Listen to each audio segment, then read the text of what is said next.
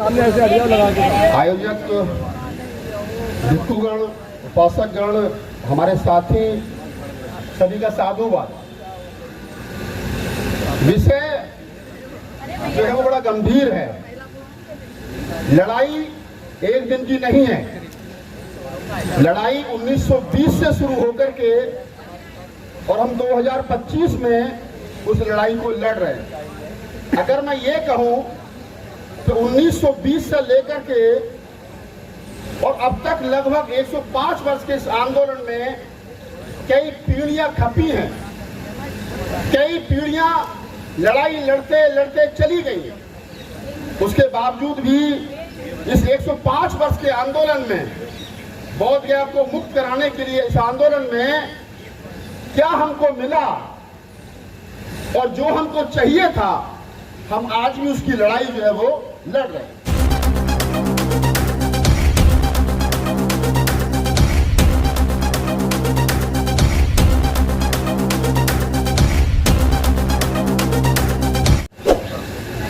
वर्तमान में आंदोलन देश भर में चल रहा है। आपकी संख्या कम है, ज्यादा है, हजारों में है, लाखों में है, ये मायने नहीं रखता। मायने ये रखता है कि आप जो जिस नियत के साथ यहाँ बैठे हो, आपकी चाहत, आपकी इच्छा इस आंदोलन को आगे लेकर के जाएगी। 1920 में जब महात्मा गांधी और उस समय के हमारे जो राष्ट्रपति, पहले राष्ट्रपति थे राजेंद्र प्रसाद जी, उनके बीच में एक कमेटी बनी। उन्होंने कहा, महात्मा गांधी ने पंडित क्या नाम है अपने हमारे जो राजेंद्र प्रसाद बाबू को, क्या आप इसको थोड़ा सा देखिए किस बात के लिए लोग आंदोलित हैं। तो एक कमेटी बनी और उस कमेटी में उस समय एक डिसीजन लिया गया था कि यहाँ पर इसका पूजा वंदना तो कोई भी कर सकता है, लेकिन ये जो मंदिर है ये बुद्धिस्ट टेम्पल है, तो बुद्धिस्टों के लिए रहेगा। उसके बाद में आगे चला, आंदोलन हुए और जितना मुझे याद आ रहा है कि 1990 और 91 और 92 के आसपास जो भदंत आनंद महाथेरा, भदंत सुरेश सुसाई जी और उस समय नागार्जुन सुरेश सुसाई और करुणाकरण साहब जो आजकल आप तमाम लोगों के बीच घूमते हैं बनते जी, उन लोगों के साथ में उन लोगों ने आंदोलन स्टार्ट किया। देश इकट्ठा हुआ महाबोधि महाविहार को कहीं ना कहीं आजाद कराने के लिए, और उसका परिणाम भी आया, उसका रिजल्ट भी आया।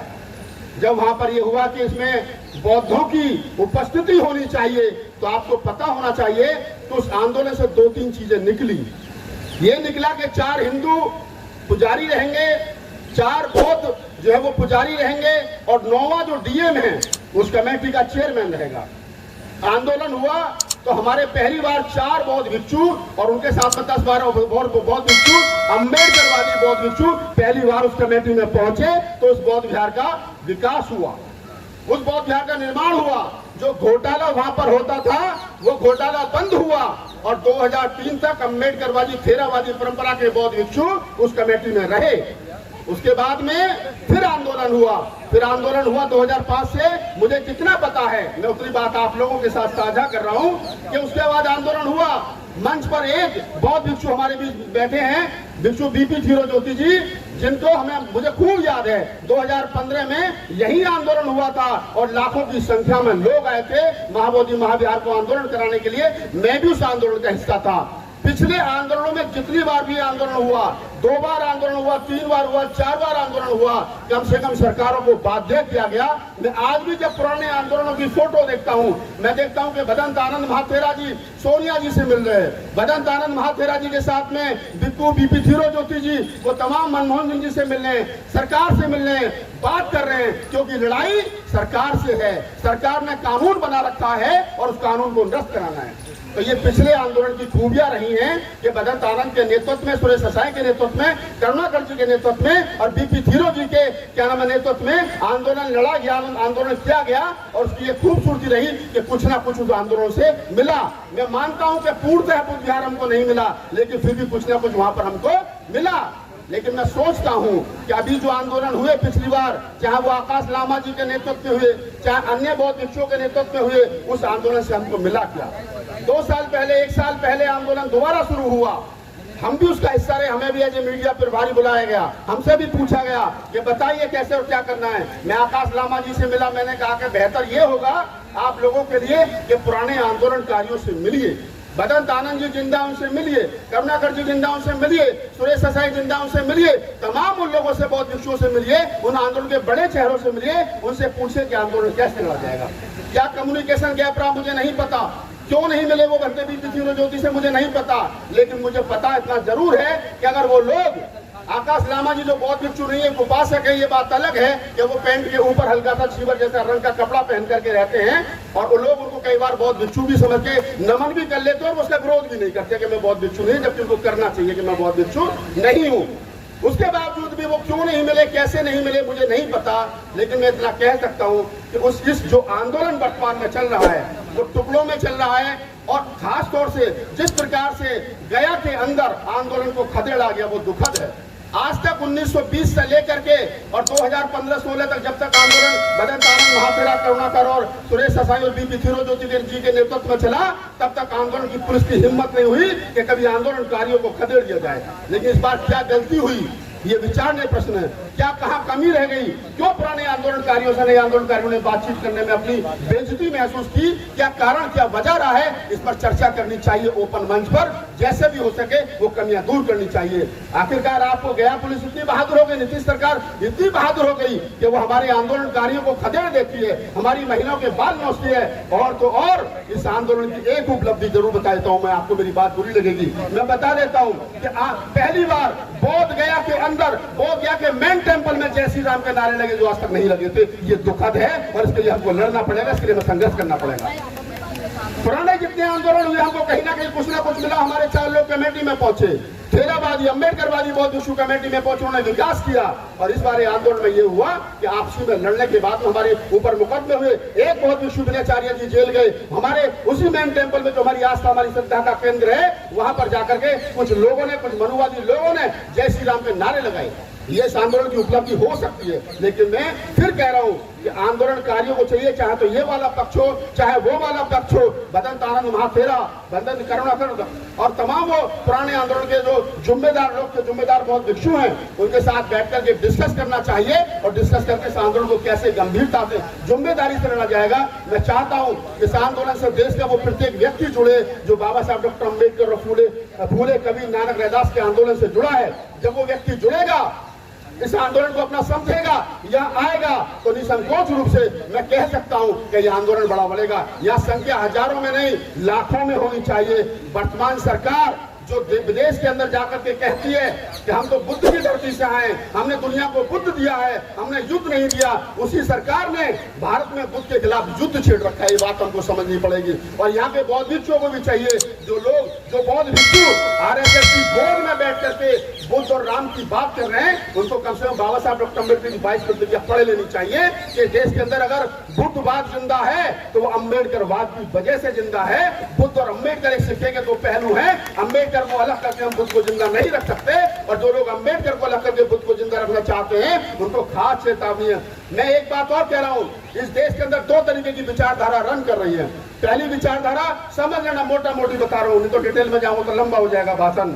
इस देश के अंदर ये जितने जोर से जय भीम का नारा लगा रहे हैं और जितने जोर से जय श्री राम का नारा लगा रहे हैं, ये दोनों एक ही पिच पर बैटिंग कर रहे हैं। ना तो उनके पास में वैचार की ज्ञान है, ना इनके पास में वैचार की ज्ञान है। ये दोनों RSS की गोद में चल रहे हैं, ध्यान रखना। हमको वो लोग चाहिए जो आंदोलन को पवित्रता के साथ आगे बढ़ा सकें। हमको वो लोग चाहिए जो हमारा एक ध्येय है, इस देश के अम्बेडकरवादी बुद्धिस्टों का, कबीर पंथियों का, नानक पंथियों का, रैदास पंथियों का, उन तमाम लोगों का जिन्होंने इस देश में समता, बंधुता, न्याय की बात की, उन लोगों का एक ध्येय है कि महाबोधि महाविहार जो है वो मुक्त होना चाहिए। हमारे भीम आर्मी का प्रदेश अध्यक्ष गया के DM से जाकर के मिलता है, उनसे कहता है कि हमको आंदोलन करना है महाबोधि महाविहार को मुक्त कराने के लिए। तो DM कहता है आप तो दलित हो, आप बौद्धों की लड़ाई क्यों लड़ोगे? ये सवाल बनता है क्या? अगर इस देश के ईसाइयों की न्याय की लड़ाई मैं लड़ूंगा तो क्या मुझे कानून रोक लेगा? नहीं ना। लेकिन DM ये कह करके पीछा छुड़ाता है, आप दलित हो, आप बौद्धों की लड़ाई नहीं लड़ सकते। तो मैं यहाँ से खड़े होकर के DM साहब को चेतावनी देता हूँ और बताता हूँ कि इस देश का दलित ही बौद्ध है, ये ध्यान रखना। इस देश का जो दलित है ना वही बौद्ध है, इस देश का OBC बौद्ध है। ब्राह्मण, क्षत्रिय, वैश्य, इन 3 फिर जो जाति और वर्ण है इनको छोड़ करके जो 85% अवाम है वही बौद्ध है, और उन बौद्धों से टकराने की कोशिश मत करो। हमारी भी जिम्मेदारी बनती है कि हम उन लोगों के बीच में जाएं और उनको तैयार करें कि इस देश का जाट, गुर्जर, यादव, खटीक, पासी, चमार, धानक, ये जितनी जाति है सब भगवान बुद्ध के वंश से है, और चमार तो चीवर से निकला हुआ शब्द है। हम तो असली बुद्धिस्ट हैं, तो हमको भी चाहिए कि जो हमारे मंदिर में उन लोगों ने कब्जा कर रखा है तो हमें वो छुड़ाना है।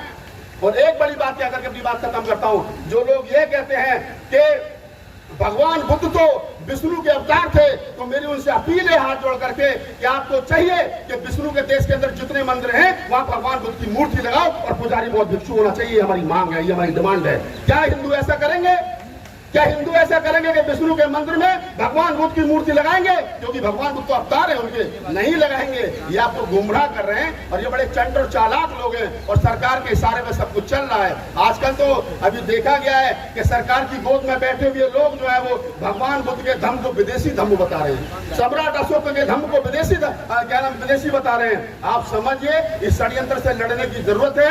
मैं धन्यवाद देता हूँ, साधुवाद देता हूँ। जिस दौर में सच बोलने पर मुकदमे हो रहे हो, जिस दौर में सच बोलने पर लोगों को खदेड़ा जा रहा हो, गोलियां चल रही हो, उस दौर में आप सच की लड़ाई लड़ रहे हो। और मैं तो दिन रात लड़ता हूँ, मेरे ऊपर तो 10-12 मुकदमे भी हैं, मुझे कोई दिक्कत भी नहीं है। लेकिन फिर भी हमारे बड़े भाई खड़े हैं, हमारे छोटा भाई आकाश खड़ा है, हमारे मीडिया के साथी खड़े हैं, तमाम लोग। मैं फिर भी कहता हूँ कि लड़ाई तो लड़ी जाएगी। मनोज अंसारी जी खड़े, हमारे बड़े भाई पीछे, बड़े भाई खड़े, सुदेश तंवर जी, हमारी हिम्मत, हमारे हर तरीके से हमें सहयोग करते हैं। मैं कह रहा हूँ आप तमाम लोगों से, लड़ाई लड़ी जाएगी, या तो इस पार रहेंगे या उस पार रहेंगे, बीच की लड़ाई नहीं लड़ी जाएगी। ये तो बीच की लड़ाई करने वाले लोग हैं, इनसे सावधान रहने की जरूरत है। और मैं अंत में गुजारिश आप लोगों से कर देता हूँ, मंच आप यहाँ लगाइए, गया में लगाइए, दिल्ली में लगाइए, कहीं भी लगाइए, कम से कम एक बात जरूर ध्यान रखना कि आपके बीच में कोई ऐसा आदमी ना जाए कि मंच पर तो लंबी लंबी बात करता हो और घर में चिड़ियाघर बना रखा हो। ऐसे लोगों से सावधान रहने की जरूरत है। ये आधे अम्बेडकरवादी और आधे क्या नाम है हिंदूवादी, आधे दूसरेवादी, इनसे सावधान रहिए। ये पवित्र मंच है, बाबा साहब डॉक्टर अम्बेडकर की 22 प्रतिज्ञाओं से पवित्र मंच है। इस मंच पर वही आदमी आना चाहिए जो डॉक्टर अम्बेडकर की 22 प्रतिज्ञा और बुद्ध के 5 शील का पालन करता हो, और अगर नहीं है तो उसका बैन होना चाहिए, उसका बहिष्कार होना चाहिए। वो कितना ही पैसा चाहिए, नहीं चाहिए हमें ऐसा पैसा जो आरएसएस और बीजेपी के बैंकों से होकर के हमारे मंचों पर पहुंचता हो। आपने मेरी बात को सुना, मैं बहुत बहुत आभार, बहुत बहुत धन्यवाद। आप तमाम लोग इस आंदोलन से जुड़िए, इस आंदोलन को बढ़ाइए। हमारे बीच हमारे छोटे भाई कुमार आकाश हैं, बड़े अच्छे शायर हैं, कवि हैं, और हमारे शिष्य भी हैं। मैं चाहूंगा कि 2 मिनट वो भी अपनी बात रखेंगे। तो बहुत बहुत आभार, और खास तौर से बंदे जी के लिए आभार।